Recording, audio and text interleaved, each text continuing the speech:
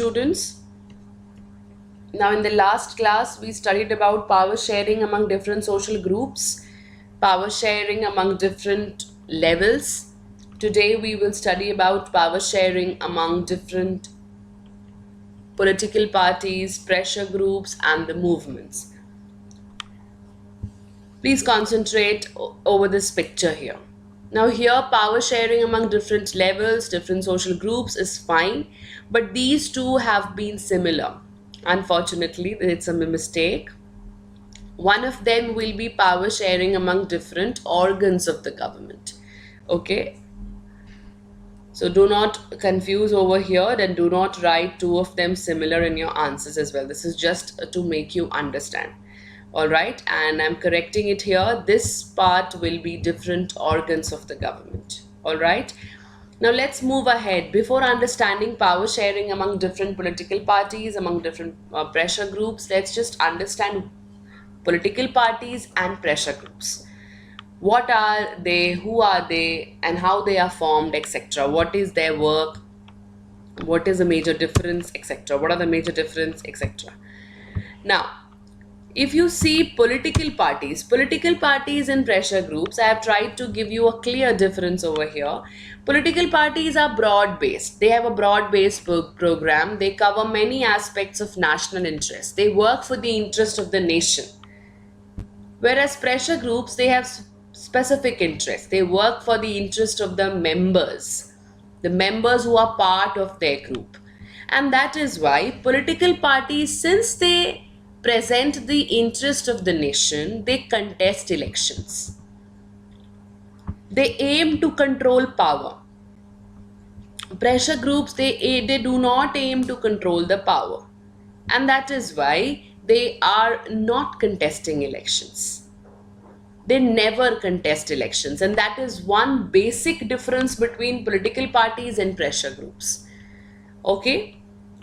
Political parties membership is broad-based. Pressure groups, they have a limited membership. Political parties are formal institution. Pressure groups are an informal institution. Political parties are registered ones. Alright. So this clears a difference between the political parties and pressure groups. It is mostly that pressure groups do not contest elections, they do not aim for power, they just work for influencing the government. Whereas political parties, they work for power, they want power, they contest elections. Okay, I hope it is clear. Now, let's come to another group, that is interest group. Interest groups are formed when they have a shared interest, and that is to educate the general public as well as the policy makers. They simply want to inform the people, they want to educate the people, they want the general public to get aware about whatever is happening in a better way, right? As well as they inform the policy makers also of the condition of the society, people, their viewpoints, etc. Okay? Now, coalition governments. What do you understand with the term coalition? Coalition government or coalition is basically the alliance of the parties. When two political parties, they form an alliance, that is coalition. Now, if that coalition goes for contesting the election and they win that election, they get elected, then they form the coalition government. Okay, I hope you understand the process. It is not just limited till alliance. If the parties are forming an alliance, then that is a coalition. Once that alliance contest election, gets elected, then that will be a government. That is a coalition government. Clear with everybody, I hope. Right? Now let's understand how the power sharing takes place. See, in a democracy, people have the freedom to choose among various contenders for power. You do not just have one option, you have many options. Now, when you have many options, then there comes the form of competition. In a race, if there are more than one person, only then can competition take place, right? For example, if you see the example of China, communist China, there is just one political party. That's a one party system. So there will be no competition. But if you talk about India, there are more than one parties, more than two parties. It's a multi party. We have too many political parties over here. So there will be competition over here, right? So now, since there will be competition, then that competition clears a few things. Number one, power will not remain in one hand. Number two, power will be shared among different political parties that will represent different ideologies, different beliefs. And we, the people, will choose the ideology, will choose the party that represent our ideology. That is the thing that we believe in. Okay, so the ones whose ideology, whose agenda is more appealing to us, we will choose that political party, right? Now, this kind of sharing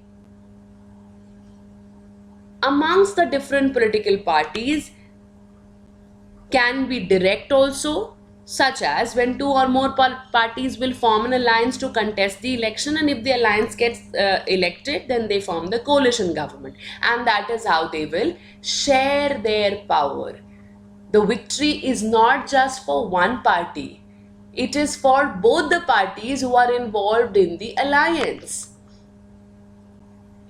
Okay, now apart from that, you in a democracy you have interest groups also. These interest groups will be of the traders, will be of the businessman, will be of the industrialist, farmers and industrial workers. They will also have a share in the governmental power, be it through participation in the government committees or be it through simply influencing the decision making process. So that is how political parties, pressure groups gets involved in the power sharing, or let's say the movements gets involved in the power sharing.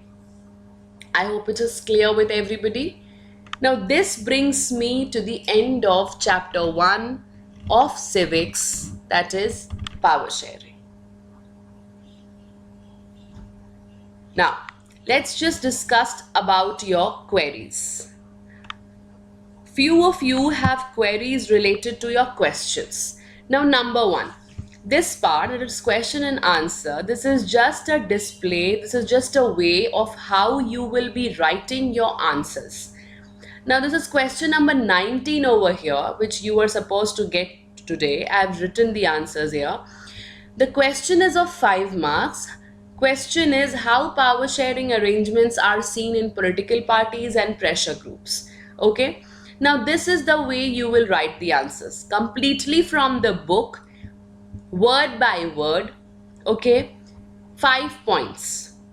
You may extend it to 1 point if you have another good point with you or if your book mentions. But for 5 marks, these 5 points according to this question is fine. Okay, next. If you have to write 3 marks question, that is discuss about the geography of Belgium, you will discuss about what is the geography of Belgium. It's a small country in Europe, smaller in area than the state of Haryana. It has borders with Netherlands, France and Germany. It has a population of little over 1 crore, about half the population of Haryana. Finish. Right to the point. Okay, now power sharing arrangements seen in political parties and pressure groups. You will of course mention about democracy. People have the freedom to choose among various contenders for power. Then it takes a form of competition. That competition ensures that power is not remaining in one hand. This will be your second point. Third point will be your different political parties that represent different ideologies. And then about the coalition government, and then about the interest groups. Clear? This will be the way you will write the answers. Now, the about for the 1 mark question, I have not mentioned here. I thought that is pretty easy. So for the 1 mark question, you will write at the most what the question is directly asking you. For example, what is majoritarianism? Majoritarianism is the rule of when the rule of the majority prevails. Okay, that whole definition that is given in your book. So that part will be enough for your 1 mark, such as it's a belief that majority communities should be able to rule a country in whichever way it wants by disregarding the wishes and needs of the minority. Finish. That is all about what is majoritarianism. It should not be less than this also, and it should not be more than this also. Okay, the definition of majoritarianism is given in page number 3 of your book. Okay, now one of you had a problem in question number 11. Discuss the elements of the Belgian model. As far as the elements of Belgian model is concerned, it is given in page number 4 of your book, accommodation in Belgium. That part, the points that are given. First point, Constitution prescribes that the number of Dutch and French speaking ministers shall be equal in the central government. Some special laws require the support of majority of members from each linguistic group. Thus, no single community can make decisions unilaterally. Number 2, many powers of central government have been given to the state governments of the 2 regions of the country. The state governments are not subordinate to the central government. And your last point will be about the Brussels having a separate government. Okay, that whole you'll elaborate that point. Okay, and sorry, you also have a 4th point over here, and that part will be, apart from the central and the state government, there is a 3rd kind of government. Then your last point, this community, it is known as a community government, which is elected by the people, and you will continue that point till language related issues of that paragraph. Okay, now this is how you will write the answer.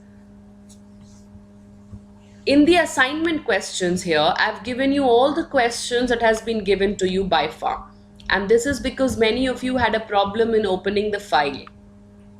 Okay, probably there's some technical issue, and that is also resolved. So please check those link that has been given for you as assignments, and for a safer side, I've given the questions here as well.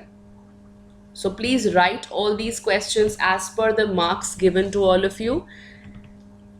Now, apart from that, you also have a few of your exercise questions, right?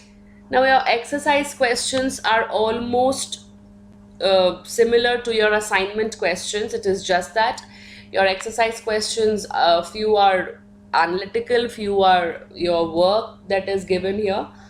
So your first question is, what are the different forms of power sharing in modern democracies?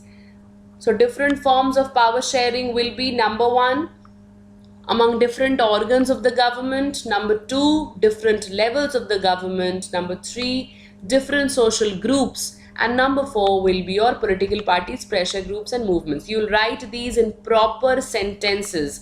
This will be 4 points. Okay? Give example of each of these. You will be giving examples of each of these. Different organs of the government. With the organs, legislature, executive, judiciary, you can give the example of India over here. Okay, so similarly with every point you will give one example. Now state one prudential reason, one moral reason for power sharing with an example from the Indian context. Now as far as your power sharing reason is concerned, here are your reasons that is also mentioned in the slide. This is there in your book as well. Why is power sharing desirable? Okay, that part will cover your prudential reason and moral reason. That is page number 6. Okay, now Your next is after reading the, okay, this is a work, this is a activity work, so you may read it and do it on your own level. Now that is all.